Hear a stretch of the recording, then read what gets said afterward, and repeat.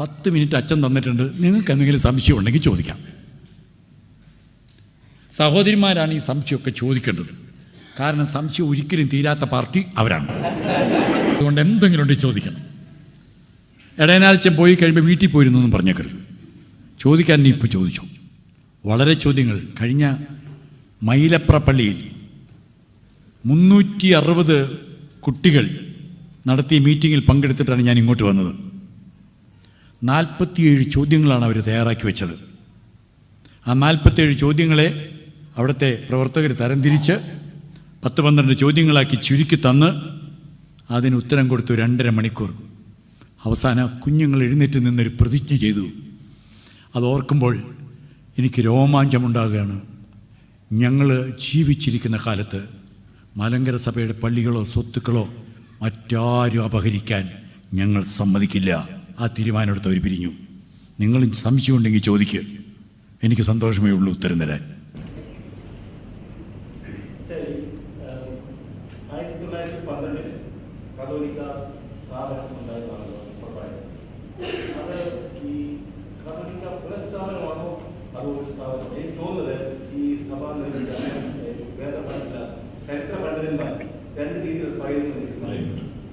നിങ്ങളൊരു കാര്യം അറിയൂ, എന്നിട്ട് നിങ്ങൾ തീരുമാനിക്കൂ.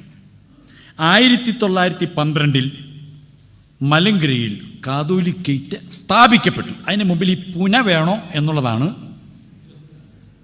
ഒരു സംശയം. 6-ാം നൂറ്റാണ്ടിൽ നെസ്തോർ എന്ന് പറയുന്ന ഒരു വേദവിപരീതം പത്രികസായിരുന്നു. അദ്ദേഹത്തിൻ്റെ വേദവിപരീതത്തിൽ ആകർഷനായി തെഗ്രീസിൽ പേർഷ്യയിലുണ്ടായിരുന്ന കാതോലിക്കേറ്റ് നെസ്തോർ വിശ്വാസത്തിലേക്ക് പോയി. ഓർത്തഡോക്സ് വിശ്വാസികളെ സംബന്ധിച്ചിടത്തോളം ഈ തെഗ്രീസിലെ കാതോലിക്കേറ്റ് അന്യം നിന്നുപോയി. അർത്ഥം മനസ്സിലായല്ലോ? വളരെ കാലത്തോളം അവിടെ ആ കാതോലിക്കേറ്റ് പിന്നെ നമ്മുടെ വിശ്വാസമുള്ള ഒരു കാതോലിക്കേറ്റ് പിന്നെ ഉണ്ടായില്ല. അങ്ങനെ അവിടെ നിന്നുപോയതാണ് ഈ കാതോലിക്കേറ്റ്, നമ്മുടേതായ കാതോലിക്കേറ്റ്. നെസ്തോർ കാതോലിക്കേറ്റ് അല്ല ഞാൻ പറയുന്നത്.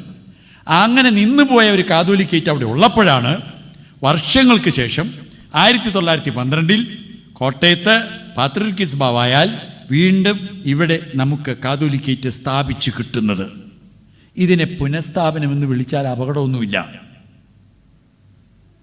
കാരണം അവിടെ ഉണ്ടായിരുന്നത് സ്ഥാപിക്കപ്പെട്ട ഒന്ന് പുനഃസ്ഥാപിച്ചു. ഇനി സ്ഥാപിച്ചു എന്ന് മാത്രം പറഞ്ഞാലും ഒരപകടവും ഇല്ല. അതാണ് എൻ്റെ അഭിപ്രായം. ഏതായാലും വസ്തുത ഇതാണ്. മപ്രിയാന എന്ന സ്ഥാനം കൊടുത്തതുകൊണ്ടാണ് അബ്ദുൽ മിശിയ പാത്രിയർക്കീസ് ബാവ ഇത് രണ്ടും ചേർത്ത് കർപ്പന എഴുതിയിരിക്കുന്നത്. കാതോലിക്കയായി മപ്രിയാനിയായി. ഇനി ഒരു സംശയവും ബാക്കി വെച്ചേക്കണ്ടെന്ന് വിചാരിച്ച്. മപ്രിയാന എന്ന വാക്കിൻ്റെ അർത്ഥം ഒരു പ്രത്യേക കാര്യത്തിന് വേണ്ടി ഒരാളെ നിയോഗിച്ചാൽ ആ ചുമതല കേൾപ്പിക്കുന്ന ആളാണ് മപ്രിയാന. അങ്ങനെ ഒരു മപ്രിയാനെ ആക്കുവാൻ എപ്പോഴും പാത്രിയർക്കീസ് ശ്രമിച്ചുകൊണ്ടിരിക്കുകയാണ് നമ്മളെ. പാത്രിയർക്കീസിൻ്റെ ആജ്ഞാനുവർത്തിയായ ഒരു കണ്ടീഷണൽ കാതോലിക്ക. എന്നാൽ അബ്ദുൽ മിശിയ പാത്രിയർക്കീസ് ബാവ സ്ഥാപിച്ചത് പൗരസ്ത്യ കാതോലിക്കേറ്റാണ്, സകലവിധ അധികാരങ്ങളോടും. It is not under the holy apostolic see. ഇനി ഒരു കാര്യവും കൂടെ, നിങ്ങൾ സംശയം ചോദിച്ചില്ലെങ്കിലും അച്ഛാ ഒരു വാചകം കൂടെ വായിക്കണം. ഈ പുസ്തകം നിങ്ങൾ കാണണം. അവിടെ നിങ്ങൾ കണ്ടാൽ നിങ്ങൾക്ക് കാണാൻ ഈ പടം ആരുടേതാണ്? സക്കാ പ്രഥമൻ്റെ. ഇദ്ദേഹത്തിൻ്റെ ലെറ്റർ ഹെഡുണ്ട്. എന്താണ്? The Syrian Orthodox patriarch. സുറിയാനി ഓർത്തഡോക്സ് പാത്രിയർക്കീസ് ബാവ. ഇദ്ദേഹം യാക്കോബായ പാത്രിയർക്കീസ് ആണോ?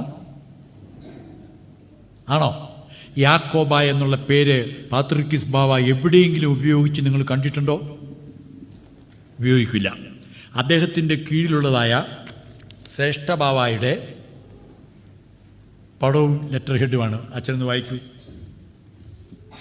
മലങ്കര യാക്കോബായ സുറിയാനി ക്രിസ്ത്യാനി സഭയുടെ ശ്രേഷ്ഠ കാതോലിക്കയും മെത്രാപ്പൊലിത്തൻ ട്രസ്റ്റിയും. മലങ്കര യാക്കോബായ സുറിയാനി ഓർത്തഡോക്സ് പാത്രിയർക്കീസിന്റെ കീഴിലുള്ള ഈ സഭ യാക്കോബായ സഭയാണ്. എങ്ങനെയാണ് സഭ ഒന്നാണെങ്കിൽ ഒന്ന് ഓർത്തഡോക്സ് മറ്റൊരു യാക്കോബായ ആവുമോ? ഇല്ല. ഇനി ഇതൊക്കെ സഹിക്കാം. ദാ വേറെ ഒരെണ്ണം ഇതോടൊന്ന് വായിച്ചു കൊടുക്കുക. നമ്മുടെ ആ സെൻറ്റ് പീറ്റേഴ്സ് പള്ളിയുടെ ബോർഡും ഇങ്ങനെ തന്നെയാണ്. ഞാൻ നടന്നു വന്നപ്പോൾ കണ്ടു. അത് തന്നെ അവിടെ എഴുതിയിരിക്കുന്നത്. വായിച്ചോ.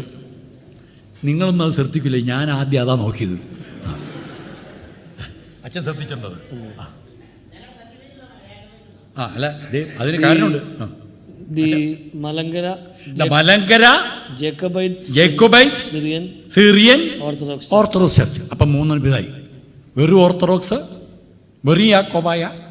ഇപ്പം ഇത് യാക്കോബൈറ്റ് സിറിയൻ ഓർത്തഡോക്സ് ചർച്ച്. അങ്ങനെ ഒരു സഭ ലോകത്തില്ല. ഇതുകൊണ്ടൊന്നും തൃപ്തിയായില്ല. അതിൻ്റെ താഴെ ബ്രാക്കറ്റിൽ ഒരു സാധനം കൂടെ ചേർത്തിട്ടുണ്ട്. അച്ഛൻ വായിക്കും. Under the holy apostolic see of ആന്റിയോക്ക് ആൻഡ് ഓൾ ദ ഈസ്റ്റ്. അന്ത്യോക്യ സിംഹാസനത്തിന് കീഴിൽ നിങ്ങളുടെ ചേർത്താലേ സ്വസ്ഥതയുള്ളൂ. അന്ത്യോക്യ സിംഹാസനത്തിന് കീഴിലിരിക്കാനാണ് താല്പര്യം. അപ്പം മലങ്കര യാക്കോബായ ഓർത്തഡോക്സ് സുറിയാനി സഭ എന്നെഴുതിയിട്ടും തൃപ്തി വരാതെ ബ്രാക്കറ്റിൽ കീഴിൽ അണ്ടർ അത് ചേർത്തു. ഇങ്ങനെ ഒരു സഭ ഉണ്ടെങ്കിൽ അത് അണ്ടറിലാണ്. വേറെ പറയേണ്ട കാര്യമില്ല. നിങ്ങൾ ഈ ആശുപത്രി ചെല്ലുമ്പോൾ നമ്മുടെ നാട്ടിലൊക്കെ കാണും, പ്രസവ വാർഡ് ബ്രാക്കറ്റിൽ സ്ത്രീകൾക്ക് മാത്രം എന്നെഴുതാറുണ്ട്.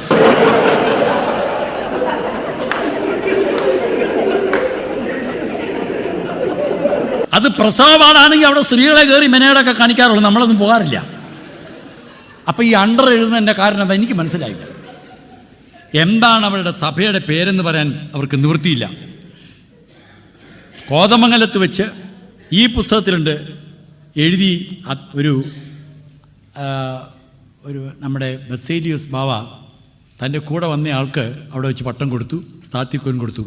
ഓർത്തഡോക്സ് വിശ്വാസത്തിൽ നിലനിൽക്കണമെന്ന് ഈ പുസ്തകത്തിൽ എഴുതിയിട്ടുണ്ട്. യാക്കോബായ വിശ്വാസമല്ല. നമ്മുടെ കാരണവന്മാർ ഈ പേര് എങ്ങനെ നമ്മുടെ തലയിൽ വന്നു എന്നുള്ള കാര്യം ഈ പുസ്തകത്തിൽ എഴുതിയിട്ടുണ്ട്. പാത്രിക്കീസ് ബാവായുടെയും ശ്രേഷ്ഠ ബാവായുടെയും അംഗീകാരത്തോടുകൂടി ഡോക്ടർ സക്കറിയ എഴുതിയിട്ടുള്ള പുസ്തകം. അച്ഛൻ വായിച്ച് കേൾപ്പിക്കും. പേജ് 156. ഇനി ഇടയനാഴ്ചം നുണ വായിച്ചു പോയി എന്നാലും പറയരുത്. ഇതാ ഇത് വായിച്ചോ. റോമാ സഭക്കാർ. അത് വായിച്ച മുഴുവൻ വായിക്കാൻ സഭയില്ല. റോമാ സഭക്കാർ, അതായത് കത്തോലിക്ക സഭ, സുറിയാനി സഭക്കാരായ നമ്മളെ യാക്കോബായക്കാരെന്ന് പരിഹാസത്തോടെ സംബോധന ചെയ്യുമായിരുന്നു. അപ്പൊ നമുക്ക് കിട്ടിയ പേര് എങ്ങനെയാ? അവര് കളിയാക്കി വിളിച്ചതാണ്. വലിയ അഭിമാനത്തോടെ എടുത്ത് വിളിച്ചാണ്. വല്ലവർക്കും അറിയാവും ഇതെന്താന്ന്. നമ്മുടെ കാരണവന്മാർക്കും പറ്റിയ അബദ്ധം. അതുകൊണ്ട് സ്കൂളിൽ ചേർത്തപ്പോഴൊക്കെ യാക്കോബയാണോ ബൈറ്റാണ്? പിന്നെ യാക്കോബ് എന്നുള്ള പേരിൻ്റെ അർത്ഥം അറിയാമോ സഹോദരിമാരെ നിങ്ങൾക്ക്? യാക്കോബ് ഉപായൻ, സൂത്രക്കാരൻ. അപ്പം യാക്കോബായക്കാരോ? നമ്മൾ മനസ്സിലാക്കണം. അപ്പോൾ ഈ സഭയുടെ പേര് ഓർത്തഡോക്സ് സഭയെന്നാണ്. ഇനി എൻ്റെ കയ്യിലൊരു പുസ്തകം കൂടെ ഉണ്ട്. നുണയിലാണ് തുടങ്ങുന്നതിന് കാര്യം.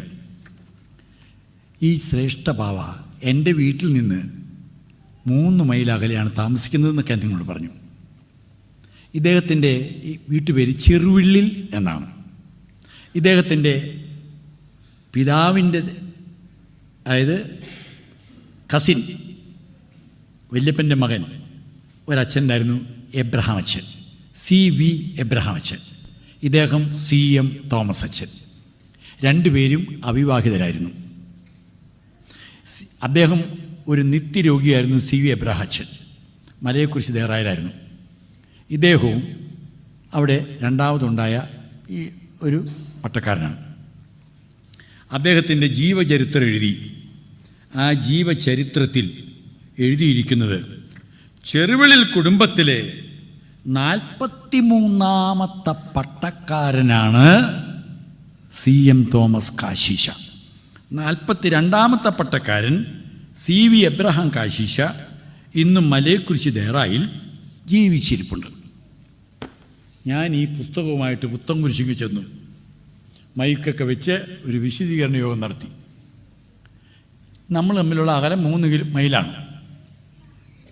43ാമത്തെ പട്ടക്കാരനാണ് ഇദ്ദേഹം എന്നാണ്. അത്ര പൗരോഹിത്യ പാരമ്പര്യമുള്ള കുടുംബത്തിൽ നിന്ന് വന്ന ആളാണ്. ഇത് ഒരു കാര്യവും കൂടെ നിങ്ങൾ കാണണം.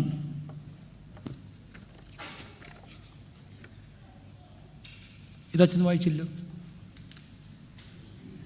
അദ്ദേഹത്തിൻ്റെ ക്വാളിഫിക്കേഷൻ, ശ്രേഷ്ഠ ബാബയുടെ ക്വാളിഫിക്കേഷൻ അച്ഛൻ വായിച്ച് കേൾപ്പിക്കും.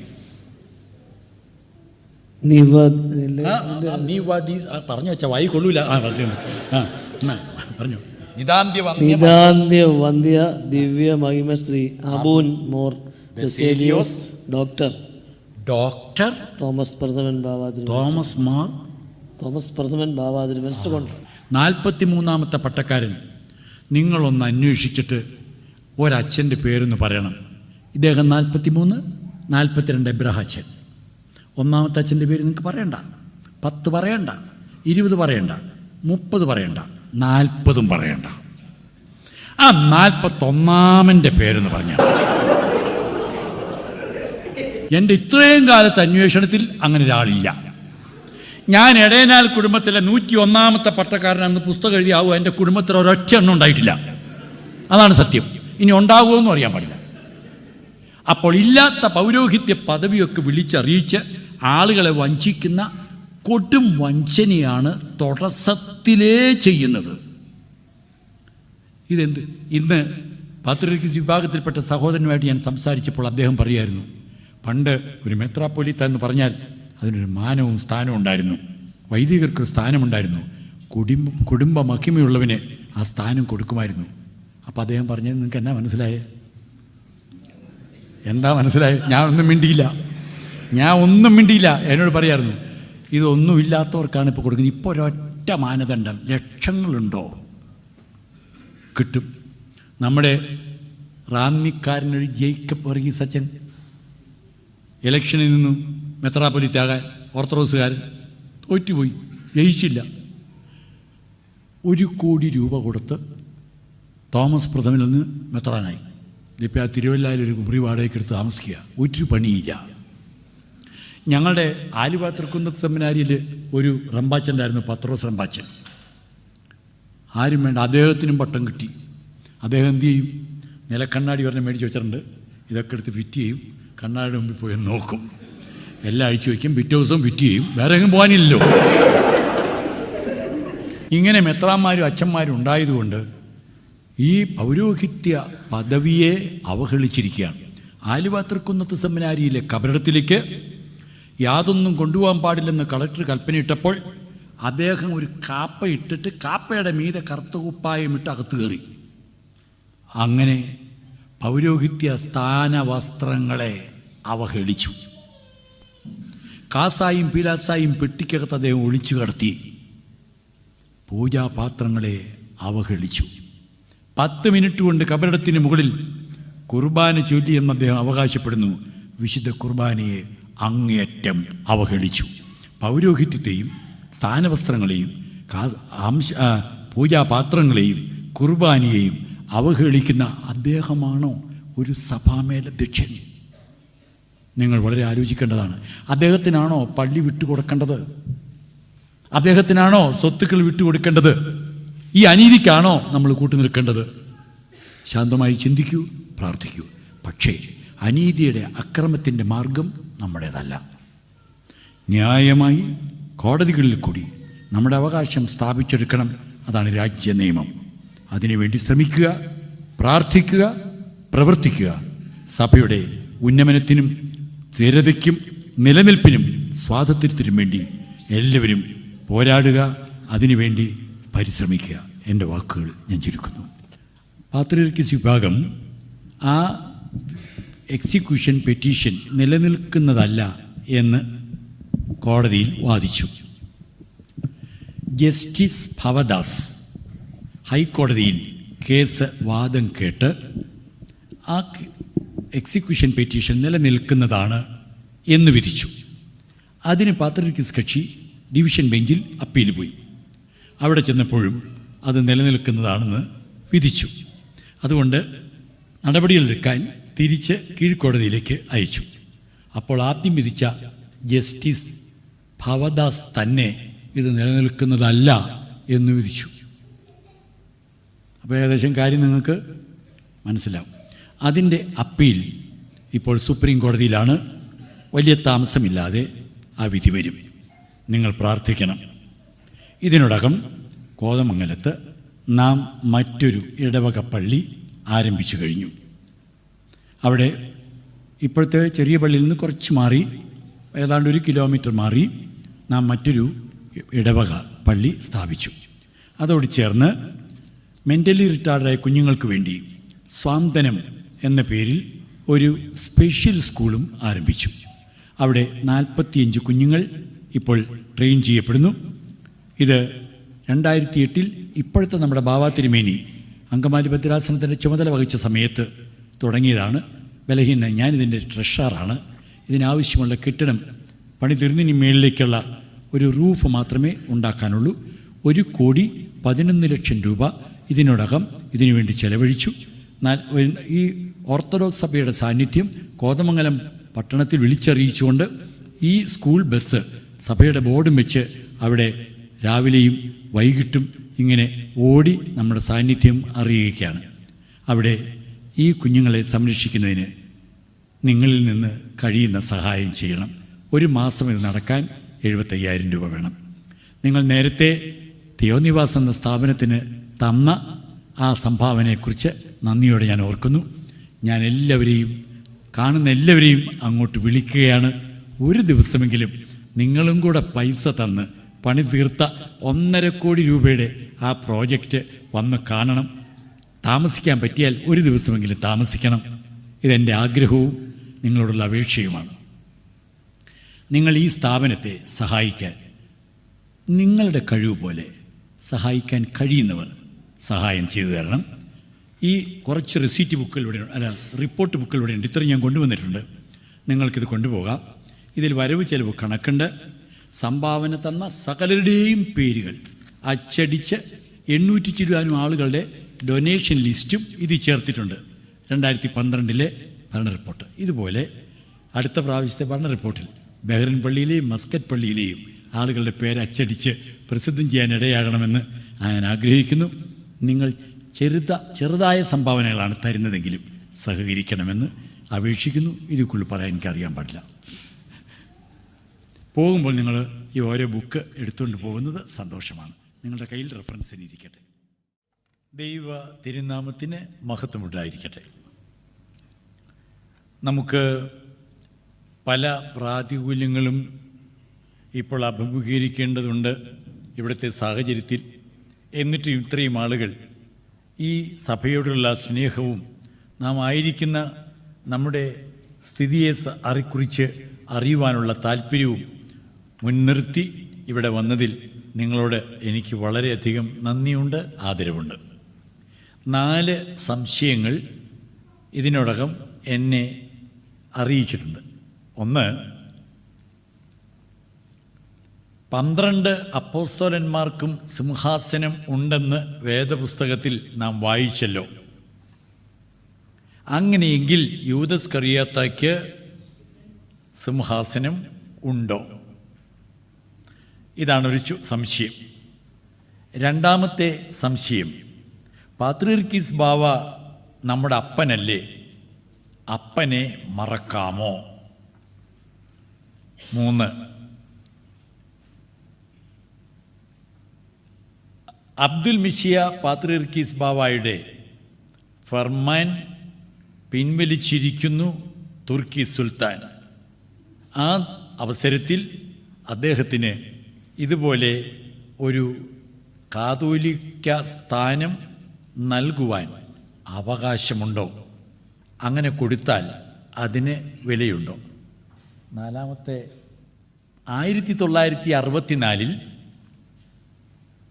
യാക്കോബ് തൃതീയൻ പാത്രീർക്കീസ് ബാവ മലങ്കര സഭയിൽ എത്തുകയും സമാധാനത്തിന് ശേഷം ഔഗേൻ തീമോത്തിയോസ് തിരുമേനിയെ പൗരസ്ത്യ കാതോലിക്കയായി വാഴിക്കുകയും ചെയ്തു. അങ്ങനെ വാഴിച്ചത് കോട്ടയത്ത് വെച്ച് ഔഗേൻ തീമോത്തിയോസ് തിരുമേനിയെ കിഴക്കിൻ്റെ പൗരസ്ത്യ കാതോലിക്കയായി വാഴിച്ചത് മുടക്ക് തീർത്തല്ലേ? അദ്ദേഹം മുടക്കപ്പെട്ടവനായിരുന്നല്ലോ. മുടക്ക് തീർത്തല്ലേ പാത്രിയർക്കീസ് ബാവ വാഴിച്ചത്? ഈ 4 ചോദ്യങ്ങളാണ്. ഞാൻ ആദ്യത്തെ ചോദ്യത്തിൻ്റെ ഉത്തരം പറയുവാനാണ് ആഗ്രഹിക്കുന്നത്. ഇതിൻ്റെ ഉത്തരം, അതായത് യൂദസ്കറിയോത്തായ്ക്ക് സിംഹാസനമുണ്ടോ? 12 പേർക്ക് കൊടുത്താൽ യൂദായ്ക്കും കിട്ടേണ്ടതല്ലേ? നമുക്ക് വേദപുസ്തകം എന്തു പറയുന്നു എന്ന് നോക്കാം. അപ്പോസ്തല പ്രവൃത്തികളുടെ പുസ്തകം 1-ാം അധ്യായം 20-ാമത്തെ വാക്യം. ആരെങ്കിലും വായിക്കുന്നത് സന്തോഷമാണ്, നല്ല ശബ്ദത്തിൽ വായിക്കാമെങ്കിൽ.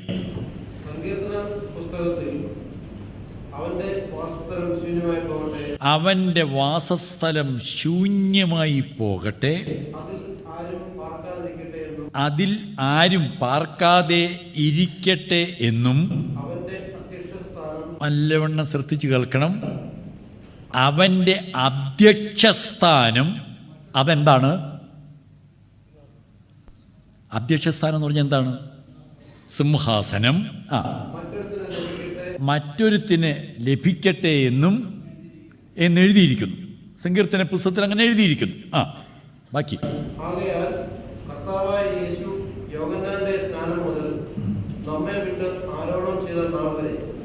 നമ്മുടെ ഇടയിൽ സഞ്ചരിച്ചു പോകുന്ന കാലത്തെല്ലാം ഞങ്ങളോട് കൂടെ നടന്ന പുരുഷന്മാരിൽ ഒരുത്തൻ ഞങ്ങളോട് കൂടെ അവന്റെ പുനരുത്ഥാനത്തിന് സാക്ഷിയായി തീരണം. അപ്പോൾ യൂദായ്ക്ക് പകരം മറ്റൊരാൾ ഞങ്ങൾക്ക് അവൻ്റെ പുനരുത്ഥാനത്തിന് സാക്ഷിയായി കിട്ടണം. ഇനി താഴോട്ട് വായിക്കുമ്പോൾ നമുക്ക് സമയക്കുറവുണ്ട്. 24-ാമത്തെ വാക്യത്തിലേക്ക് വന്ന് വായിക്കാം. സകല ഹൃദയങ്ങളെയും അറിയുന്നവനായ കർത്താവേ, തൻ്റെ സ്ഥലത്തേക്ക് പോകേണ്ടതിന് യൂദ ഒഴിഞ്ഞുപോയ ഈ ശുശ്രൂഷയുടെയും അപ്പോസ്തോലത്വത്തിൻ്റെയും സ്ഥാനം ലഭിക്കേണ്ടതിന് ഈ 2 പേരിൽ ആരെ തിരഞ്ഞെടുത്തിരിക്കുന്നെന്ന് നീ കാണിക്കണമേ എന്ന് പറഞ്ഞ് പ്രാർത്ഥിച്ച് ചീട്ടിട്ടു. നിങ്ങൾക്ക് ബാക്കി കാര്യം അറിയാം. ചീട്ട് മത്യാസിന് വീണു. ഇവിടെ 2 പ്രധാനപ്പെട്ട കാര്യമുണ്ട്. മത്യാസിനെ തിരഞ്ഞെടുത്തത് യൂദ ഒഴിഞ്ഞുപോയ സ്ഥാനത്തേക്കാണ്. അവൻ്റെ അധ്യക്ഷസ്ഥാനം മറ്റൊരുത്തിന് കൊടുക്കപ്പെടുമെന്നുള്ള സങ്കീർത്തനക്കാരൻ്റെ പ്രവചനം നിർവഹിക്കപ്പെടുവാനാണ്. അങ്ങനെയെങ്കിൽ ഇനി നിങ്ങൾക്ക് ഈ സംശയമുണ്ടോ? തീർന്നോ? യൂദായുടെ സിംഹാസനം ആർക്ക് കൊടുത്തു? മത്യാസിന് കൊടുത്തു. ഈ സംശയം തീർന്നു ഞാൻ വിചാരിക്കും. ക്ലിയർ അല്ലേ? അടുത്തത്, പാത്രിയർക്കീസ് ബാവ അപ്പനല്ലേ? അപ്പനെ മറക്കാമോ? ഒരിക്കലും അപ്പനെ മറക്കാൻ പാടില്ല. ഇത് സംബന്ധിച്ച് വേദപുസ്തകം പറയുന്നത് എന്താണ് എന്നുകൂടെ നമുക്ക് നോക്കാം. അപ്പോസ്തലനായ പൗലോസ് കോരിന്ത്യർക്ക് എഴുതിയ 1-ാം ലേഖനം 4-ാം അധ്യായം അതിൻ്റെ 14 മുതലുള്ള വാക്യങ്ങളാണ് വായിക്കേണ്ടത്. പക്ഷെ വായിക്കുന്നതിന് മുമ്പ് ഞാൻ അതിൻ്റെ ഒരു ബാക്ക്ഗ്രൗണ്ട് പറയാം, അല്ലെങ്കിൽ നിങ്ങൾക്കത് മുഴുവൻ മനസ്സിലാവുകയില്ല. പൗലോസാണ് കോരിന്തിൽ സുവിശേഷം പ്രസംഗിച്ച് അവിടെ സഭ സ്ഥാപിച്ചത്. ആ കോരിന്ത്യർക്ക് അപ്പോസ്തലൻ പൗലോസ് എഴുതുന്ന ലേഖനമാണ് കോരിന്ത്യ ലേഖനം 1ഉം 2ഉം. കോരിന്ത്യ സഭയിൽ ഒരു തർക്കമുണ്ടായി. ആളുകൾ 2 ചേരിയായി തിരിഞ്ഞു. വിശ്വാസികൾ, ഞാൻ അപ്പല്ലോയുടെ പക്ഷക്കാരൻ, ഞാൻ കേപ്പായുടെ പക്ഷക്കാരൻ. ഇത് നിങ്ങൾ ആ അധ്യായം വായിക്കുമ്പോൾ നിങ്ങൾക്ക് കാണാം. അങ്ങനെ പക്ഷവും ചേരിതിരിവും ഉണ്ടായി കഴിഞ്ഞപ്പോൾ അവരെ അല്പം ശാസിച്ചുകൊണ്ടും പ്രബോധിപ്പിച്ചുകൊണ്ടും പൗലോസ് അപ്പോസ്തലൻ എഴുതുന്നതാണ് ഈ ലേഖനം. നിങ്ങൾക്ക് സാഹചര്യം മനസ്സിലായോ? നല്ലവണ്ണം മനസ്സിലാക്കണം. കൊരിന്ത്യ സഭയിൽ 2 കക്ഷി, കേപ്പാ പക്ഷക്കാരും അപ്പല്ലോ പക്ഷക്കാരും. അപ്പോൾ അവർക്ക് വേണ്ടി പൗലോസ് എഴുതുകയാണ് അവരെന്തു ചെയ്യണം എന്നുള്ളതിനെക്കുറിച്ച്. അത് നാം വായിക്കുന്നത് 1-ാം ലേഖനത്തിൻ്റെ 4-ാം അധ്യായം 14 മുതലുള്ള വാക്യങ്ങളിലാണ്. വായിക്കാം. കൊരിന്ത്യരോട് പറയുന്നു, മക്കളെ, നിങ്ങളെ നാണിപ്പിക്കാനല്ല, എൻ്റെ പ്രിയ മക്കളോട് എന്ന പോലെ ബുദ്ധി പറഞ്ഞുകൊണ്ട് ഇത് എഴുതുന്നു. പ്രിയ മക്കളോട് എന്ന പോലെ ബുദ്ധി പറഞ്ഞുകൊണ്ട് എഴുതുന്നത് ആരായിരിക്കണം?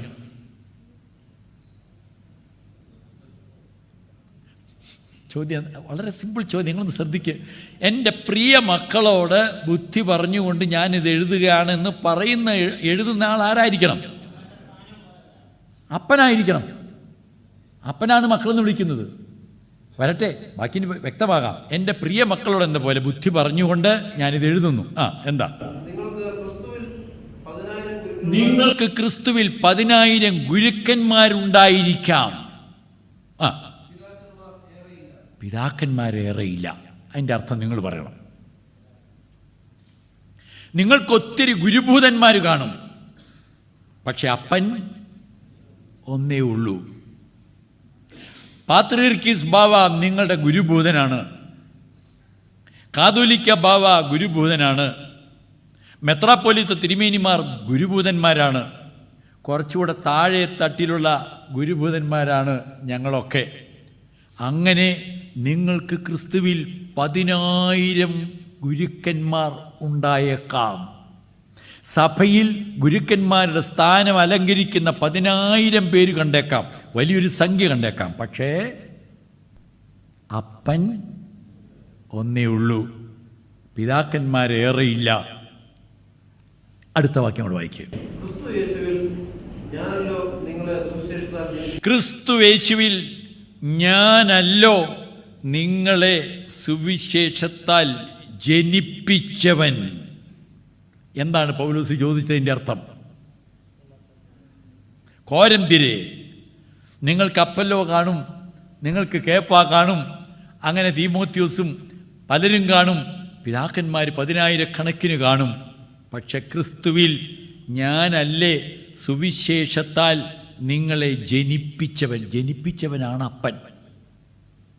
യേശു ക്രിസ്തുവിൻ്റെ സുവിശേഷം കൊരിന്ത്യ സഭയിൽ പ്രസംഗിച്ച് അവരെ ക്രിസ്തുവിലേക്ക് കൊണ്ടുവന്ന് സ്നാനപ്പെടുത്തി സഭ സ്ഥാപിച്ച ആ പുണ്യവാൻ ചോദിക്കുന്നു, ഞാനല്ലേ ജനിപ്പിച്ച അപ്പൻ?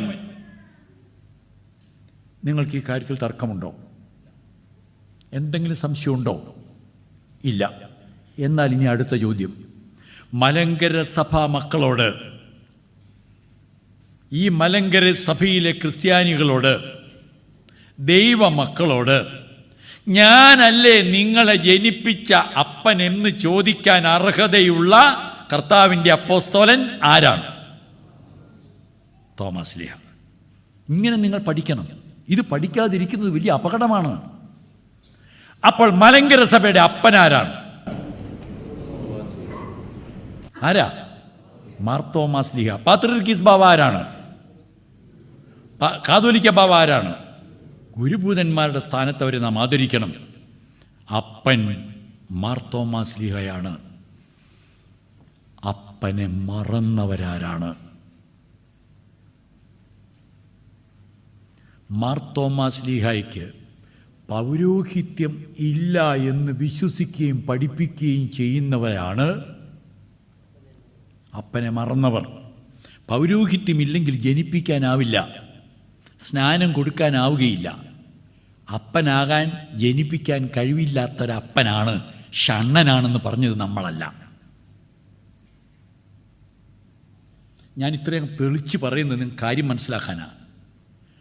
മലങ്കര സഭാ മക്കൾ മാർ തോമസ് ലീഹായെ മറന്നിട്ടില്ല, മറക്കുകയുമില്ല. അന്ത്യോക്യ പാത്രീർക്കീസ് ബാവയെ മലങ്കര സഭ ആദരിക്കുകയും ബഹുമാനിക്കുകയും ചെയ്തിട്ടുണ്ട്. 58 സഭയിൽ സമാധാനമുണ്ടായപ്പോൾ 64 കാലം ചെയ്ത ആ കാതോലിക്ക ബാവ തിരുമേനിക്ക് പകരമായി ഇവിടെ കാതോലിക്ക വാഴ്ചയ്ക്ക് യാക്കോബ് തൃതീയൻ ബാവായെ സ്വീകരിച്ച് കൊണ്ടുവന്ന് 1 മാസത്തോളം രാജകീയമായ സ്വീകരണം കൊടുത്ത് 2 ലക്ഷം രൂപ അന്ന് കൈമൊത്തും കൊടുത്ത് നാം ആദരിച്ച് പറഞ്ഞു വിട്ട മലങ്കര സഭാ മക്കൾ എന്തനാദരവ് കാണിച്ചു എന്നാണ് ഇന്ന് പറയുന്നതെന്ന് നിങ്ങൾ മനസ്സിലാക്കണം. നമ്മുടെ പിതാക്കന്മാരെ ആരും അവിടെ വിളിക്കുകയോ ആദരിക്കുകയോ ചെയ്യുന്നില്ല. നാം മറിച്ച് അവരെ ആദരിച്ചുകൊണ്ടിരിക്കുന്നു. ഇന്നും തുബദേനിൽ മോർ ഇഗ്നാത്യോസ് എന്ന ആ സ്ഥാനപ്പേരിൽ പാത്രിയർക്കീസ് ബാവായെ നാം ഓർത്തുകൊണ്ടിരിക്കുന്നു. ഔഗൻ തിരുമേനിയെ വാഴിച്ച പാത്രിയർക്കീസ് ബാവ, അദ്ദേഹത്തിൻ്റെ ഒരു പടം ഡമാസ്കസിലെ അരമനയിൽ വെച്ചിരുന്നത് ഈ 74 കാതോലിക്ക വിഭാഗത്തെ മുടക്കിയ അവസരത്തിൽ എടുത്തു മാറ്റി. പ്രിയപ്പെട്ടവരെ, 64 പാത്രിയർക്കീസ് ബാവ വന്നപ്പോൾ കോലഞ്ചേരി മെഡിക്കൽ മിഷൻ ആശുപത്രിയുടെ കല്ലിട്ടത് യാക്കോബ് തൃതീയൻ പാത്രിയർക്കീസ് ബാവയാണ്. ആ കല്ല് ആ ആശുപത്രിയുടെ ഭിത്തിയിൽ ഇപ്പോഴും ഇരിപ്പുണ്ട്. പാത്രിയർക്കീസ് ബാവ കാതോലിക്ക ബാവായോട് പറയുന്നത് ഹിസ് ഹോളിനെസ് എന്ന പദം ഉപയോഗിക്കാൻ പാടില്ല. അത് പാത്രിയർക്കീസ് ബാവ മാത്രം ഉപയോഗിക്കുന്നതാണ്. അതുകൊണ്ടാണ് ഇപ്പോഴത്തെ തോമസ് പ്രഥമന് ഹിസ് ബിയാറ്റിറ്റ്യൂഡ് എന്ന സ്ഥാനം കൊടുത്തുകൊണ്ട് ശ്രേഷ്ഠഭാവ എന്ന് വിളിക്കുന്നത്. ഹിസ് ഹോളിനെസ്, പരിശുദ്ധ എന്ന പദം പാത്രിയർക്കീസിന് മാത്രമാണ് അവകാശപ്പെട്ടത്. ചുമന്ന ലെറ്റർ ഹെഡ് പാത്രിയർക്കീസിന് മാത്രമാണ് അവകാശപ്പെട്ടത് എന്നാണ് അദ്ദേഹം എഴുതിയ അദ്ദേഹത്തിൻ്റെ കൽപ്പനയിൽ കിടക്കുന്നത്. അന്ന് 64 കോലഞ്ചേരിയിൽ വന്നപ്പോൾ അവിടെ അദ്ദേഹം ഇട്ട കല്ല് ഇപ്പോഴും അവിടെ ഇരിപ്പുണ്ട്. നിങ്ങൾ എപ്പോഴെങ്കിലും പോകുമ്പോൾ ആ കല്ലൊന്ന് വായിക്കണം. This foundation stone is laid by his holiness Yakob III, the Patriarch of Antioch, in loving memory of His Holiness Georgius II, Basilius Georgius II, the Catholicus of the East. അന്ന് പാത്രിയർക്കീസ് ബാവായ്ക്ക് ഹിസ് ഹോളിനെസ് എന്ന നിലയിൽ കാലം ചെയ്ത ആ കാതോലിക്ക ബാവായെ കാണാമായിരുന്നു. പക്ഷേ 12 കൊല്ലം കഴിഞ്ഞപ്പോൾ ഹിസ് ഹോളിനെസ് ഉപയോഗിക്കാൻ പാടില്ല എന്ന ഒരു അവകാശവാദം ഉന്നയിച്ചുകൊണ്ട് സഭയിൽ വീണ്ടും അദ്ദേഹം അന്തഛിദ്രം സൃഷ്ടിക്കുകയാണ് ചെയ്തതെന്നുള്ള സത്യം ഞാൻ വേദനയോടെ പറയുന്നത് നിങ്ങൾ മനസ്സിലാക്കണം. അപ്പോൾ ഓർത്തഡോക്സ് സഭ അപ്പനെ മറന്നിട്ടില്ല. ഓർത്തഡോക്സ് സഭ അന്ത്യോക്യ പാത്രിയർക്കീസ് ബാവായുടെ നേരെ ഒരനാദരവും ഒരു കാലത്തും കാണിച്ചിട്ടില്ല. അന്ത്യോക്യ പാത്രിയർക്കീസ് ബാവായെ 1958 പരസ്പര സ്വീകരണ സമയത്ത് പഴയ സെമിനാരി പള്ളിയുടെ മദ്ബഹായിൽ വെച്ച് സ്വീകരിക്കുന്ന കൽപ്പന കൈമാറിയത് മാർത്തോമാസ്ലീഹായുടെ സിംഹാസനത്തിൽ ആരൂഢനായിരിക്കുന്ന പൗരസ്ത്യ കാതോലിക്ക എന്ന ലെറ്റർ ഹെഡിൽ തന്നെയാണ്. അത് സുപ്രീം കോടതിയിൽ ഹാജരാക്കിയിട്ടുണ്ട്. അത് സുപ്രീം കോടതി ജഡ്ജ്മെൻറ്റിൽ എടുത്തു പറഞ്ഞിട്ടുമുണ്ട്. അപ്പോൾ നിങ്ങൾ ഓർക്കണം, ഈ മാർത്തോമാസ്ലീഹായുടെ സിംഹാസനം അടുത്ത കാലത്തുണ്ടായതല്ല. ഇനി എനിക്കത് സംബന്ധിച്ച് ഒത്തിരി കാര്യം പറയാനുണ്ട്, അതിനൊന്നും സമയമില്ലാത്തതുകൊണ്ട്. ഇത് റാക്കാട് പള്ളിയിൽ 1848 മോറിയുവാനിയോസ് തിരുമേനി അങ്കമാലി ഭദ്രാസനത്തിലെ റാക്കാട് എന്ന സ്ഥലത്ത് മൂവാറ്റുപുഴയ്ക്ക് അടുത്തുള്ളൊരു പള്ളിയിൽ സന്ദർശനം നടത്തിയ കാര്യം പള്ളിയുടെ സ്റ്റെപ്പിൽ സുറിയാനിയിൽ എഴുതി വച്ചിട്ടുണ്ട്. യൂയാക്കിം മാർ കുറിലോസ് മാർത്തോമാസ്ലീഹായുടെ സിംഹാസനത്തിൽ വാഴുന്ന കാലത്ത് 1848 എഴുതിയതാണ്. അന്നിവിടെ മാർത്തോമാസ്ലീഹായുടെ സിംഹാസനമുണ്ട്.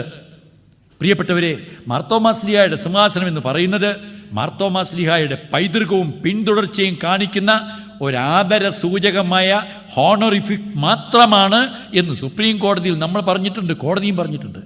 അതൊരു വേദവിപരീതമല്ല. ഇല്ലാത്ത വേദവിപരീതം പറഞ്ഞ് ലക്ഷക്കണക്കിന് ജനങ്ങളെയും കാതോലിക്ക ബാവ തിരുമേനിയെയും മെത്രാപ്പൊലീത്തമാരെയും പാവം ഞങ്ങൾ വൈദികരെയും പാത്രിയർക്കീസ് ബാവ മുടക്കിയിട്ടിരിക്കുകയാണിപ്പോൾ. നമ്മൾ പറഞ്ഞ വേദവിപരീതം മാർത്തോമാസ്ലീഹ ഭാരതത്തിൻ്റെ അപ്പോസ്തലനാണ്. അദ്ദേഹത്തിൻ്റെ പൈതൃകം, അദ്ദേഹത്തിൻ്റെ പിന്തുടർച്ച, ആ സിംഹാസനത്തെക്കുറിച്ച് നാം ആദരവോടെ ഓർക്കുന്നു എന്നൊരൊറ്റ തെറ്റേ ഉള്ളൂ. എന്താ കാരണം? നിങ്ങൾ അണ്ടറിലിരിക്കണം. ഇവിടെ ഒരു വിഭാഗമുണ്ട്, അവർക്ക് അണ്ടറിലിരുന്നാൽ മതി. നാം അത് കണ്ടതല്ലേ? അവരുടെ കൽപ്പനയിൽ under the holy apostolic see എന്ന് എഴുതുകയും അഭിമാനത്തോടെ അണ്ടറിൽ ഇരിക്കാൻ താല്പര്യമുള്ള ഒരു വിഭാഗം ഇവിടെ ഉണ്ടാകുകയും ചെയ്തതാണ് ഈ സഭയ്ക്ക് ഈ വഴക്കിലും ഈ വക്കാണത്തിനും വ്യവഹാരത്തിനും ചെന്നുപെടാൻ കാരണമായി തീർന്നത്. നിങ്ങളുടെ ഈ സംശയം തീർന്നു എന്ന് ഞാൻ വിശ്വസിക്കട്ടെ. ഇതേക്കുറിച്ച് ഈ പറഞ്ഞതിൽ വല്ലതും ക്ലാരിഫിക്കേഷൻ വേണോ?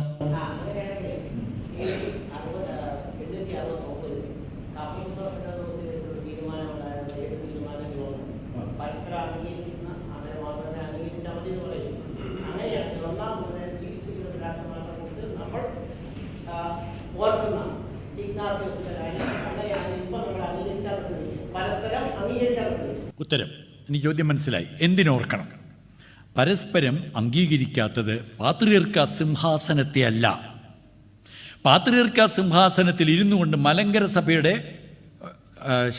ചട്ടവട്ടങ്ങൾക്കും ഭരണഘടനയ്ക്കും എഗ്രിമെൻറ്റിനും വിരുദ്ധമായി പ്രവർത്തിച്ച് ഈ സഭയിലേക്ക് മെത്രാപ്പൊലീത്തന്മാരെ വാഴിച്ചയച്ച ആ പാത്രിയർക്കീസ് ബാവായ്ക്കുള്ള അംഗീകാരമാണ് മലങ്കര സഭ പിൻവലിച്ചിട്ടുള്ളത്. പാത്രിയർക്ക സിംഹാസനത്തിൻ്റെ അംഗീകാരമല്ല. മനസ്സിലായോ? ഒരു സിംഹാസനം, നാം ആദരിക്കുന്ന ആ പുരാതന സഭയുടെ സിംഹാസനം, നാം അതിനെ എന്നും ബഹുമാനിക്കും. ഇഗ്നാത്യോസ് എന്ന സ്ഥാനനാമത്തിൽ പാത്രിയർക്കീസ് ബാവായുടെ സിംഹാസനത്തെ നാം ആദരിക്കുന്നു. അതിന് മറ്റൊരു കാരണം കൂടെയുണ്ട്. അബ്ദുൽ മിശിഹ പാത്രിയർക്കീസ് ബാവ ഇവിടെ കാതോലിക്കേറ്റ് തന്നപ്പോൾ ഒരു കാര്യം പ്രത്യേകിച്ച് നമ്മളോട് പറഞ്ഞിട്ടുണ്ട്.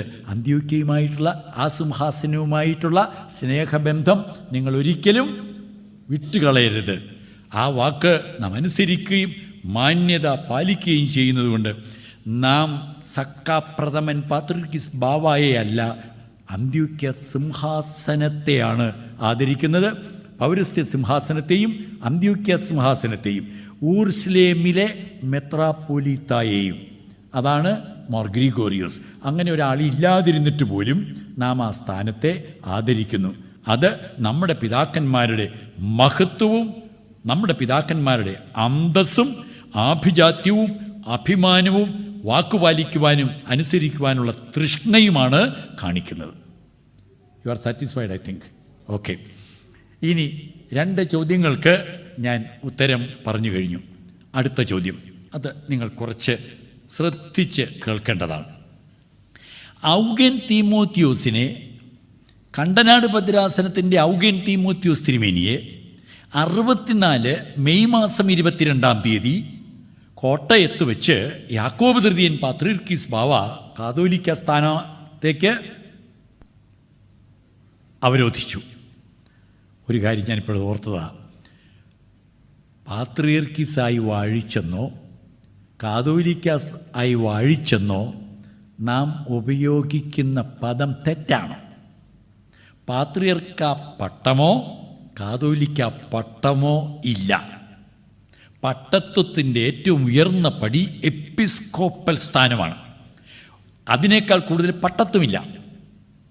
എപ്പിസ്കോപ്പയ്ക്ക് ഭരണം കൊടുത്തു കഴിയുമ്പോൾ സുന്ത്രോണീസോ ശുശ്രൂഷ നടത്തി മെത്രാസന ചുമതല കൊടുക്കുമ്പോൾ എപ്പിസ്കോപ്പോ മെത്രാപ്പൊലീത്ത ആയിത്തീരും. പട്ടം അപ്പോഴുമില്ല, സ്ഥാനം മാത്രമാണത്. കാതോലിക്ക എന്ന പ്രത്യേക സ്ഥാനത്തേക്ക് അവരോധിക്കുന്ന ആൾക്ക് ഈ എപ്പിസ്കോപ്പസിയുടെ പട്ടത്വം മാത്രമേ ഉള്ളൂ. മറ്റതെല്ലാം സ്ഥാനവും അധികാരങ്ങളുമാണ്. പാത്രിയർക്കീസ് ബാവായ്ക്കും അത് തന്നെയാണ്. കാരണം ഒരു പാത്രിയർക്കീസ് കാലം ചെയ്താൽ വേറൊരു പാത്രിയർക്കീസിനെ വാഴിക്കുന്നത് എപ്പിസ്കോപ്പമാർ അല്ലെങ്കിൽ മെത്രാപ്പൊലീത്തമാർ ചേർന്നിട്ടാണ്. അപ്പോൾ ഇവിടെ സംശയം നിങ്ങൾക്ക് തോന്നും, അപ്പോൾ ഈ കോർ എപ്പിസ്കോപ്പ, അതെ, അച്ഛനത് കൈകൊണ്ട് വളരെ ചെറുതായിട്ട് കാണിച്ചെന്നെ കൊച്ചാക്കിയിരിക്കുക. അത് വെറും എപ്പിസ്കോപ്പയേക്കാൾ വലുതല്ലേ കോർ എപ്പിസ്കോപ്പ? അല്ല, ഞാനതിന് പറയാറുള്ളത് കുറേ എപ്പിസ്കോപ്പാന്നാണ്. എപ്പിസ്കോപ്പ എന്ന് പറഞ്ഞാൽ പട്ടണത്തിൻ്റെ ഭരണാധികാരി. കോർ എപ്പിസ്കോപ്പ എന്ന് പറയുന്നത് ഗ്രാമത്തിൻ്റെ ഭരണാധികാരി. പഴയ കാലത്ത് അങ്ങനെ ഒരു സംവിധാനം ഉണ്ടായിരുന്നു. അത് ഇപ്പോൾ വെറും ഒരു ഒരു സ്ഥാന ന്യായേന കൊടുക്കുന്നതാണ്. ഇത് എൻ്റെ പുറകെ നടക്കാൻ തുടങ്ങിയിട്ട് കുറേ നാളായി. ഞാനിത് വേണ്ടെന്ന് വിചാരിച്ച് വളരെ നാളായി ഇതിനെ ഇങ്ങനെ മാറി നിൽക്കുകയായിരുന്നു. പക്ഷേ എനിക്ക് 70 വയസ്സായപ്പോൾ എൻ്റെ പള്ളി ഇടവകയും ഭദ്രാസനം മുഴുവനും കൂടെ എടുത്ത തീരുമാനപ്രകാരം ഇത് എനിക്ക് തന്നതാണ്. വിവാഹിതരായ പട്ടക്കാർക്ക് കൊടുക്കാവുന്ന സഭയിലെ ഏറ്റവും വലിയ സ്ഥാനമാണ് കോർ എപ്പിസ്കോപ്പ. റംബാൻ എന്നുള്ളത് ഒരു കാശിഷ് അല്ലെങ്കിൽ പുരോഹിതൻ എന്ന സ്ഥാനം മാത്രമുള്ള ആളാണ്. മസനപ്സ ഇടുന്നത് സന്യാസിയാണ് എന്ന് കാണിക്കാൻ വേണ്ടിയാണ്. അതുകൊണ്ട് റംബാന് നമുക്ക് കാണുമ്പോൾ ഒരു ചന്തമൊക്കെ ഉണ്ടെങ്കിലും പട്ടത്വത്തിൽ കൂടുതൽ സ്ഥാനമൊന്നുമില്ല. അതുകൊണ്ട് തിരുമേനിമാരെ കിട്ടാത്തപ്പോൾ ഞങ്ങൾ റമ്പാച്ചന്മാരെയും കോറപ്പിസ്കോപ്പായൊക്കെ വിളിച്ച് നിങ്ങൾ കാര്യം നടത്തണമെന്നാണ് ഞങ്ങൾക്ക് പറയാനുള്ള അപേക്ഷ. അത് കാഷ്വലായി ഞാൻ പറഞ്ഞതേ ഉള്ളൂ. ഇനി നമുക്ക് ഔഗേൻ തിരുമേനിയുടെ സ്ഥാനമാന മുടക്കുകളെക്കുറിച്ച് ചിന്തിക്കാം. നല്ലവണ്ണം നിങ്ങൾ കേൾക്കണം. സൺഡേ സ്കൂളിലെ പുസ്തകത്തിൽ പാത്രീർക്കീസ് വിഭാഗക്കാർ ഔഗേൻ തിരുമേനിയെ 64 കാതോലിക്കയായി പാത്രീർക്കീസ് ബാവ സ്ഥാനാരോഹണം നടത്തുന്ന ചിത്രം കൊടുത്തിട്ട് അതിൻ്റെ താഴെ എഴുതിയിട്ടുള്ളതാണ് ഈ വാചകം. 1964 യാക്കോബ് തുര്യൻ പാത്രീർക്കീസ് ബാവ ഔഗേൻ തീമോത്യോസിനെ മുടക്ക് തീർത്ത് കാതോലിക്കയായി വാഴിക്കുന്നു.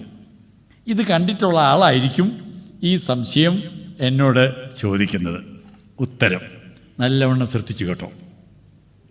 ഔഗേൻ തിരുമേനി മെത്രാപ്പൊലിത്തയാകുന്നത് 1928 അന്ന് മലങ്കര സഭയിൽ 2 കക്ഷികളുണ്ട്, പാത്രീർക്കീസ് കക്ഷിയും കാതോലിക്ക കക്ഷിയും. 1900 എന്നാ കാതോലിക്കേറ്റുണ്ടായത്? 12.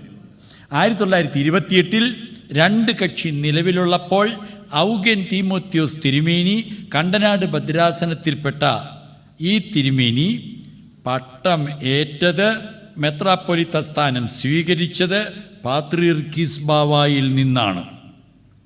1900 കൊല്ലം മറക്കരുത്, അത് വളരെ ഇമ്പോർട്ടൻ്റാണ്. 28 അങ്ങനെ അദ്ദേഹം പട്ടമേറ്റതിന് ശേഷം ഷീമയിൽ അവിടെ പാത്രീർക്കീസ് ബാവായുടെ അരമനയിൽ അദ്ദേഹം കുറേ കാലം താമസിക്കാനിടയായി, സുറിയാനി പഠിക്കാനൊക്കെ ആയിട്ട്. അങ്ങനെ പഠിക്കുമ്പോൾ അദ്ദേഹത്തിന് മനസ്സിലായി അബ്ദുൽ മിശിയ പാത്രീർക്കീസ് ബാവായ്ക്ക് മുടക്കുണ്ടായിരുന്നില്ല. അദ്ദേഹത്തിൻ്റെ കബറിടം, അദ്ദേഹത്തെ ശവസംസ്കാര സമയത്ത് അതിൻ്റെ ഒരു ഫോട്ടോ, ആ ഫോട്ടോയിൽ മഞ്ഞിനിക്കരയുള്ള യൂലിയോസ് ബാവ ഒരു റമ്പാച്ചനായി പങ്കെടുക്കുന്ന ഫോട്ടോ, ഇതെല്ലാം കണ്ടു കഴിഞ്ഞപ്പോൾ ഔഗേൻ തിരുമേനിക്ക് മനസ്സിലായി നമ്മൾ ഇത്രയും കാലം മനസ്സിലാക്കിയിട്ടുണ്ടായിരുന്നത് തെറ്റാണ്. ഏതായാലും ഈ സഭയെ സ്നേഹിക്കുന്ന തിരുമേനി അന്ത്യോക്യ പാത്രീർക്കീസ് ബാവായോടും മലങ്കര സഭയിലെ ഇവിടുത്തെ ചുമതലക്കാരോടും എല്ലാം സഭയിൽ യോജിപ്പും സമാധാനവും ഉണ്ടാക്കുന്നതിന് വേണ്ടിയുള്ള ശ്രമം തുടങ്ങി. ആ ശ്രമം അദ്ദേഹം കുറേ കാലം തുടർന്നു. 1928 മെത്രാപ്പൊലിത്തയായി കഴിഞ്ഞതിന് ശേഷം തൻ്റെ സ്വന്തം നിലയ്ക്ക് ഈ സഭയിൽ യോജിപ്പുണ്ടാക്കാൻ അദ്ദേഹം ശ്രമിച്ചതിൻ്റെ ഫലമായി പല ആലോചനകളും നടന്നിട്ടുണ്ട്. പക്ഷേ അതൊന്നും ഫലവത്തായില്ല. അങ്ങനെ നിരാശനായ ഔഗേൻ തീമോത്യോസ് മെത്രാപ്പൊലീത്ത കണ്ടനാട് ഭദ്രാസനത്തിൻ്റെ പാത്രീർക്കീസ് വിഭാഗത്തിലെ മെത്രാപ്പൊലീത്ത തന്നെ അംഗീകരിക്കുന്ന കുറേ വൈദികരും കുറേ ജനങ്ങളുമായി സ്വന്തം നിലയിൽ 1942 കാതോലിക്കേറ്റിനെ അംഗീകരിച്ചു. 28 പാത്രീർക്കീസ് കക്ഷിയിൽ നിന്ന് മെത്രാപ്പൊലീത്ത സ്ഥാനം സ്വീകരിച്ച ആള് 42 കാതോലിക്കേറ്റിലേക്ക് മനസ്സിലാകാൻ വേണ്ടി പറഞ്ഞാൽ കാലുമാറി. എന്ത് സംഭവിക്കാം? സ്വാഭാവികമായി പാത്രീർക്കീസ് ബാവ അദ്ദേഹത്തെ മുടക്കി. അങ്ങനെ ഇന്ന് നമ്മുടെ കൂടെ നിൽക്കുന്ന തിരുമേനിമാരെ പാത്രീർക്കീസ് ബാവ മുടക്കിയിട്ടുണ്ട്. ആരെയൊക്കെയാ? തൃശ്ശൂർ മിലീത്തോസ് തിരുമേനിയെയും മൂവാറ്റുപുഴ അത്താനാസ് തിരുമേനിയെയും അമേരിക്കയിലെ നിക്കോളവാസ് തിരുമേനിയെയും പാത്രീർക്കീസ് ബാവ മുടക്കിയിരിക്കുകയാണ്. അങ്ങനെ മുടക്കപ്പെട്ട ഒരാളായിരുന്നു എബ്രഹാം മാർ സേവേറിയൂസ് തിരുമേനി. പിന്നെ അദ്ദേഹം തിരിച്ചങ്ങോട്ട് ചെന്നപ്പോൾ മുടക്ക് മാറ്റിയിരിക്കുകയാണ്. ഈ മുടക്കും അവർക്ക് വലിയ പ്രയാസമുള്ള കാര്യമല്ലല്ലോ. അപ്പോൾ 28 പാത്രീർക്കീസ് ബാവായിൽ നിന്ന് പൗരോഹിത്യം മെത്രാപ്പൊലീത്ത സ്ഥാനം സ്വീകരിച്ച ഔഗേൻ തിരുമേനി 42 പാത്രീർക്കീസ് കക്ഷിയിൽ നിന്ന് കാതോലിക്ക കക്ഷിയിലേക്ക് കൂടുമാറിയപ്പോൾ പാത്രീർക്കീസ് ബാവ മുടക്കി. ഔഗേൻ തിരുമേനി മുടക്കപ്പെട്ടവൻ. എൻ്റെ എല്ലാം പിതാക്കന്മാർ അദ്ദേഹത്തെ മുടക്കപ്പെട്ടവനായി കണ്ടു. അദ്ദേഹത്തെ ശാരീരികമായി പിറവത്ത് വെച്ച് പീഡിപ്പിക്കുകയും അടിക്കുകയും ചെയ്തിട്ടുണ്ട്. അതെല്ലാം വേറെ കാര്യം. അങ്ങനെ ഒരുപാട് പീഡനം അനുഭവിച്ച ഒരു പുണ്യാത്മാവാണ് തീമോത്യോസ് ഔഗേൻ തിരുമേനി.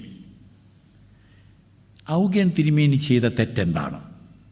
മുടക്കപ്പെടാൻ അദ്ദേഹം ചെയ്ത തെറ്റ് എന്താണ്? നിങ്ങൾ പറയണം. വേറൊരു തെറ്റ് അദ്ദേഹം ചെയ്തിട്ടില്ല, ഒരു തെറ്റ് ചെയ്തുള്ളൂ. എന്താ? പൗരസ്ത്യ കാതോലിക്കയായി അബ്ദുൽ മിശിയ വാഴിച്ച കാതോലിക്കായെ അംഗീകരിച്ചു. അംഗീകരിച്ചാൽ മുടക്കണം, വേണമല്ലോ. ശരിക്കും ഞാൻ ചോദിക്കും, നിങ്ങൾ ശരിക്കും മനസ്സിൽ ഉറയ്ക്കാനാണ്. അങ്ങനെ മുടക്കിയ പാത്രിയർക്കീസ് 1958 ഡിസംബർ മാസം 16-ാം തീയതി എന്തു ചെയ്തു?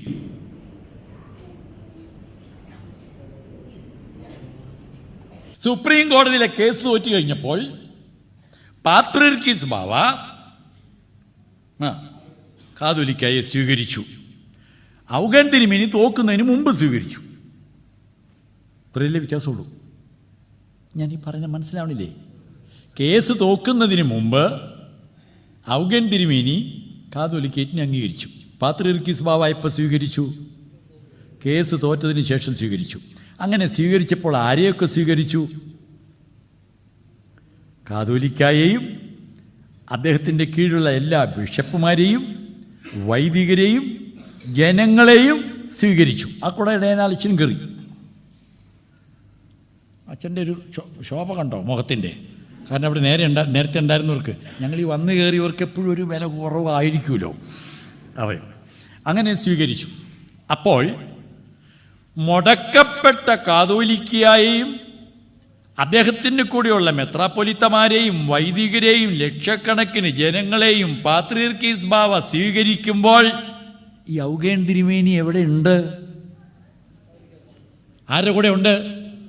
കാതോലിക്കേറ്റിൻ്റെ കൂടെ ഉണ്ട്. അപ്പോൾ ഔഗേൻ തിരുമേനിക്ക് എന്ത് സംഭവിച്ചു? മറ്റുള്ളവരുടെ മുടക്ക് മാറി എല്ലാവരെയും സ്വീകരിച്ചപ്പോൾ ആ കൂടെയുള്ള ഔഗേൻ തിരുമേനിയുടെ മുടക്ക് മാത്രം അവിടെ നിൽക്കുമോ? നിങ്ങൾ പറ.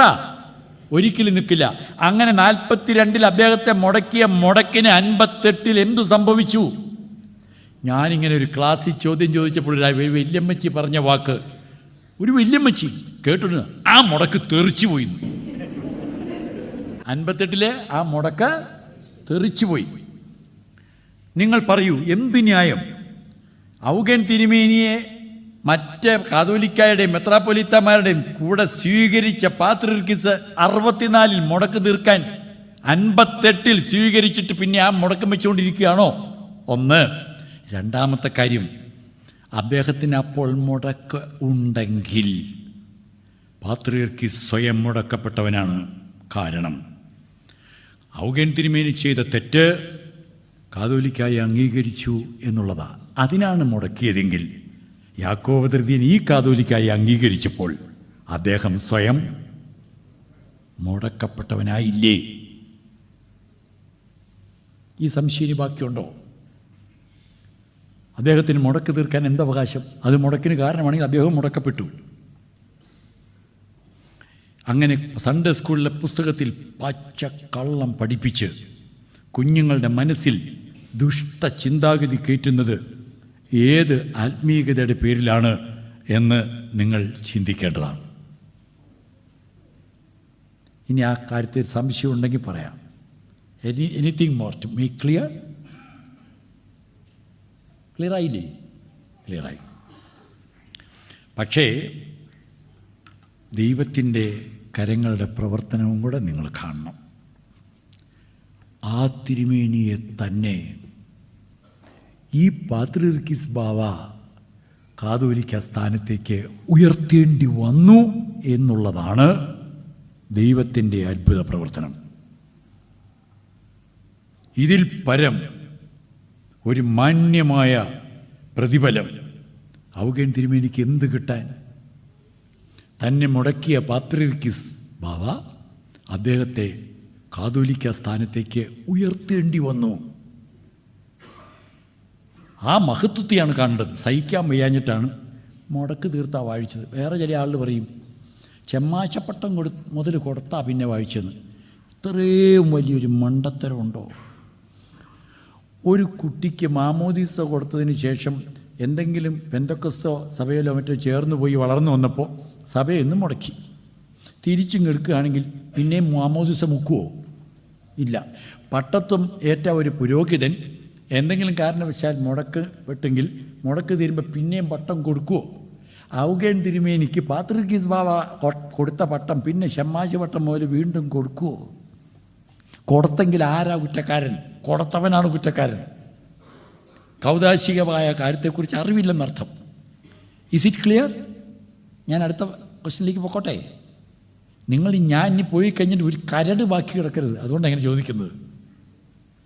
അടുത്തത്, തുർക്കി സുൽത്താൻ അംഗീകാരം അല്ലെങ്കിൽ ഫർമാൻ പിൻവലിച്ചാൽ അങ്ങനെയുള്ളൊരു പാത്രീർക്കീസ് എന്ന പ്രവർത്തിക്കുവാനുള്ള ആത്മീക നൽവരമുണ്ടോ? ആ വാഴ്ച അല്ലെങ്കിൽ ആ സ്ഥാനാരോഹണം ശരിയാണോ? ന്യായമായൊരു ചോദ്യം.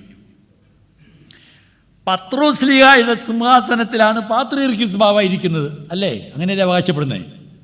തുർക്കി സുൽത്താൻ അബ്ദുൽ മിശിയ പാത്രീർക്കീസ് ബാവായ്ക്ക് പാത്രീർക്കീസായിട്ട് ഇരിക്കാനുള്ള കൽപ്പന ഫർമാൻ പിൻവലിച്ചതേ ഉള്ളൂ. പത്രോസ്ലിഹായെ ചക്രവർത്തി എന്തു ചെയ്തു? തലകീഴായിട്ട് കുരിശി തറച്ചു കൊന്നു. അപ്പം പിന്നെ പത്രോസ്ലിഹായ്ക്ക് ഇനി ഒരു സ്ഥാനവും ഇല്ലല്ലോ. പൗലോസ്ലിഹായെ വാളിന് വെട്ടിക്കൊന്നു. പൗലോസ്ലിഹായുടെ പട്ടത്വവും നൽവരും ഒക്കെ പോയോ? പുറജാതി രാജാക്കന്മാർ ഇറക്കുന്ന കൽപ്പന കൊണ്ടോ കൊടുക്കുന്ന ഉപദ്രവങ്ങൾ കൊണ്ടോ ആത്മീക നൽവരമൊന്നും ആർക്കും നഷ്ടപ്പെടുന്നില്ല. മാത്രമല്ല, ഇവിടെ ഇരിക്കുന്ന കാനോൻ 18 കാനോനും 7 കാനോനും 2 കാനോനിൽ എഴുതിയിരിക്കുന്നു. വാചകം ഇതാണ്: രാജകീയ വിളംബരത്താലോ രാഷ്ട്രീയ കാരണങ്ങളാലോ ഒരു സിംഹാസനത്തിലേക്ക് ഒരു സമയത്ത് 2 പേർ വാഴിക്കപ്പെട്ടാൽ. ആദ്യത്തെ വാചകം കേൾക്കണം. രാജകീയ വിളംബരത്താലോ രാഷ്ട്രീയ കാരണങ്ങളാലോ ഒരു സിംഹാസനത്തിലേക്ക് ഒരു സമയത്ത് 2 പേർ വാഴിക്കപ്പെട്ടാൽ ആദ്യത്തവൻ പ്രവർത്തിക്കുകയും രണ്ടാമത്തവൻ നിർജീവനായിരിക്കുകയും വേണം. ചക്രവർത്തിയുടെ മുമ്പിൽ രണ്ടാമൻ പാത്രിക്കീസാണെന്ന് നടിച്ചുകൊണ്ട് ഒന്നാമൻ തന്നെ ആത്മീക കാര്യങ്ങൾ പ്രവർത്തിക്കണം. അതാണ് പിതാക്കൻ. ആ കാലത്ത് ഇവരുടെ ഇടപെടൽ വളരെ കൂടുതലായിരുന്നു. രാജാക്കന്മാർക്ക് എന്തു ചെയ്യാം, ചക്രവർത്തിമാർക്ക് എന്തു ചെയ്യാം. അങ്ങനെയെങ്കിൽ ആര് നിർജീവനായിരിക്കണമായിരുന്നു? അബ്ദുള്ള. അപ്പോഴും അബ്ദുൽ മിശിയ പാത്രിക്കീസ് ബാവായ്ക്ക് അധികാരത്തിന് ഒരു കുറവും ന്യൂനതയും സംഭവിച്ചിട്ടില്ല എന്ന് നമുക്ക് മനസ്സിലാക്കാൻ കഴിയണം. പ്രിയപ്പെട്ടവരെ, നാം ഈ വസ്തുതകൾ മനസ്സിലാക്കി കഴിയുമ്പോഴാണ് നമ്മുടെ സഭയോട്, നമ്മുടെ നിലനിൽപ്പിനോട്, നാം നിൽക്കുന്ന ആ സത്യത്തോട് നമുക്ക് താല്പര്യവും കൂറും വാശിയും ഉണ്ടാകുന്നത്. എന്നെ സംബന്ധിച്ച് ഞാൻ എത്ര മയമായി പറഞ്ഞാലും എൻ്റെ ആ ഒരു ഉള്ളിലിരിക്കുന്ന ആ ഒരു വേദനയും പ്രയാസവും ഒക്കെ വന്നു പോകും. മയമാക്കണമെന്ന് ഞാൻ എന്തോരം വിചാരിച്ചിട്ടാണെന്നറിയോ ഇങ്ങനെ പറയണത്. ഞാൻ പറയുമ്പോൾ ഞാൻ അനുഭവിക്കുന്ന വേദന എൻ്റെ പള്ളിയിലും എൻ്റെ ഭദ്രാസനത്തിലും എൻ്റെ സഭയിലും ഞാൻ അനുഭവിക്കുന്ന വേദന ഞാൻ മനുഷ്യനല്ലേ, അതുകൊണ്ട് പലപ്പോഴും കുറച്ച് മൂർച്ചയുള്ള വാക്കുകൾ ചിലപ്പോൾ വന്നു പോയേക്കാം. പക്ഷേ ഈ പറയുന്നതിൽ ഒരു കാര്യം അസത്യമാണെങ്കിൽ ഞാൻ ശിക്ഷിക്കപ്പെടണം. നിങ്ങൾക്ക് ആരോടെങ്കിലും ചോദിച്ച് ഇതിൽ പറയുന്ന ഏതെങ്കിലും ഒരു കാര്യം അസത്യമാണെങ്കിൽ പറയണം. ഞാനതിൻ്റെ ശിക്ഷ ഏൽക്കാൻ തയ്യാറാണ്. എനിക്ക് പിന്നെ ഈ സ്ഥാനവും വേണ്ട, ഈ സഭയിലെ അംഗത്വവും വേണ്ട. ഞാൻ അടിയുറച്ച് വിശ്വസിച്ച് നിൽക്കുന്നു. ഇന്ന് വരെ അതിനൊരു ഇളക്കവും തട്ടാൻ ഇടയായിട്ടില്ല. ഇനി നമ്മുടെ സഭ എന്തു ചെയ്യണം? അതാണ് എനിക്ക് അവസാനമായി പറയാനുള്ളത്. ഈ സഭയുടെ ഒരു ശാപമായി വ്യവഹാരത്തെ കാണണം. 100-200 പള്ളികൾ മാത്രമാണ് മലങ്കര സഭയിലാകെ പ്രശ്നമുള്ള പള്ളികൾ. പാത്രിയർക്കീസ് കക്ഷി കൈവശം വെച്ചിരിക്കുന്നതോ ഇരുവരും കൂടി തർക്കം പറയുന്നതോ ആയ പള്ളികളെല്ലാം കൂടെ എണ്ണമെടുത്താൽ 200ഓളം പള്ളികളേ ഉള്ളൂ. അത് നിങ്ങൾ മനസ്സിലാക്കണം. ഈ പള്ളികളിലെല്ലാം ഓർത്തഡോക്സ് പക്ഷത്ത് നിൽക്കാൻ താല്പര്യമുള്ള വളരെയധികം ആളുകളുണ്ട്.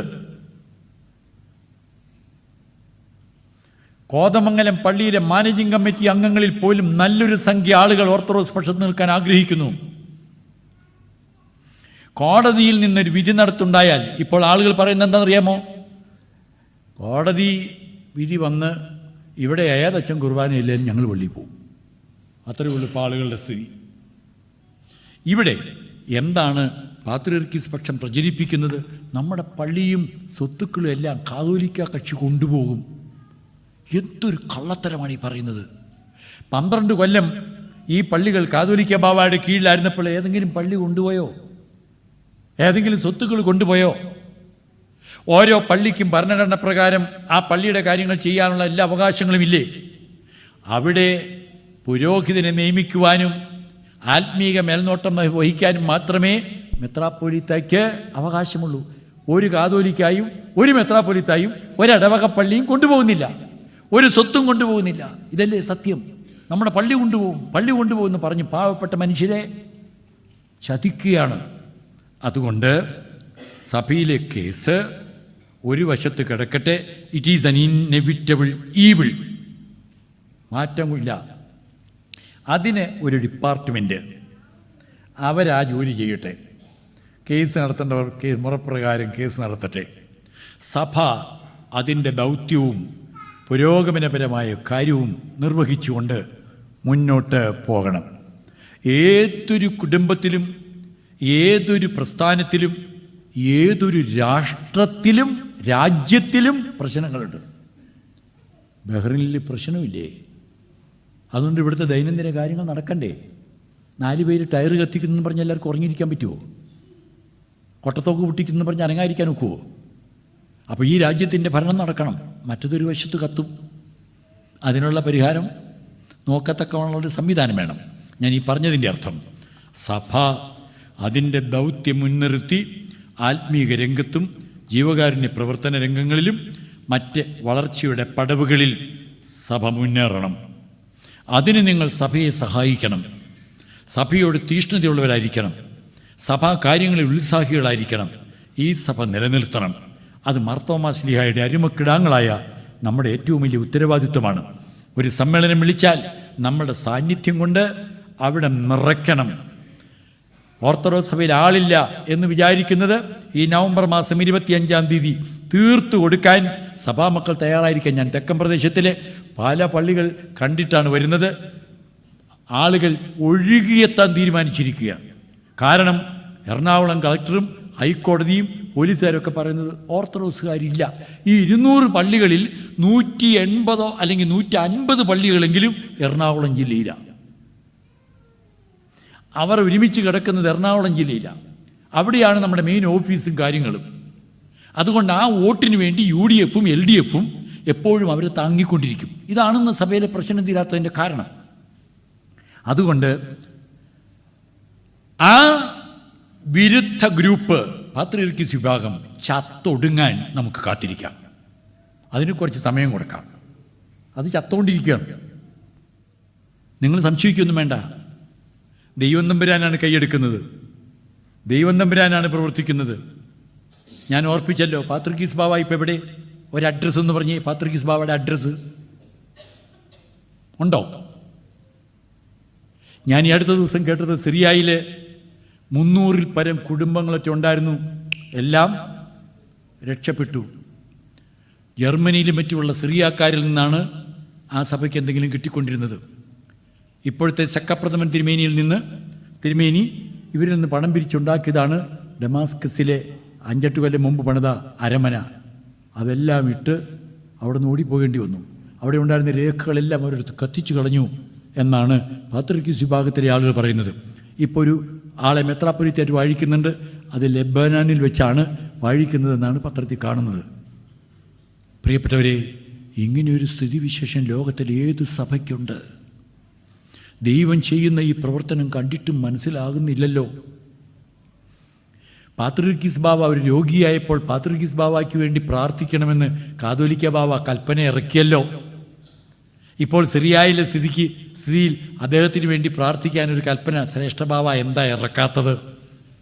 ജനങ്ങൾ അറിയും അവിടുത്തെ സ്ഥിതി. അതുകൊണ്ടാണ് തിരുവചനം എന്തു പറയുന്നു? ദൈവത്തിൻ്റെ സഭയെ നശിപ്പിക്കുന്നവൻ, നിങ്ങൾക്ക് പറയാമോ ബാക്കി? തന്നെത്താൻ നശിക്കും. ദൈവത്തിൻ്റെ സഭയെ നശിപ്പിക്കുന്നവൻ തന്നെത്താൻ നശിക്കും. നമ്മുടെ കണ്ണിൻ മുമ്പിൽ അത് കണ്ടുകൊണ്ടിരിക്കുകയാണ്. എന്താണ് ഞാൻ നേരത്തെ ഓർപ്പിച്ചതുപോലെ, പണത്തിന് വേണ്ടി പൗരോഹിത്യം വിൽക്കുന്ന ഏക സഭ.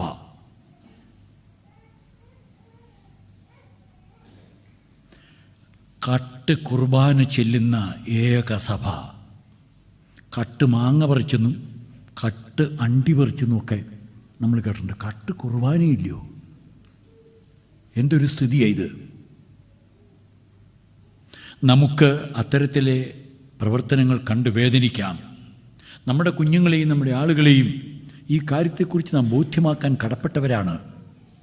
ബലപ്രയോഗം ഓർത്തഡോക്സ് സഭയുടെ മാർഗമല്ല. നിയമരഹിതമായ പ്രവർത്തനം ഓർത്തഡോക്സ് സഭയ്ക്കില്ല.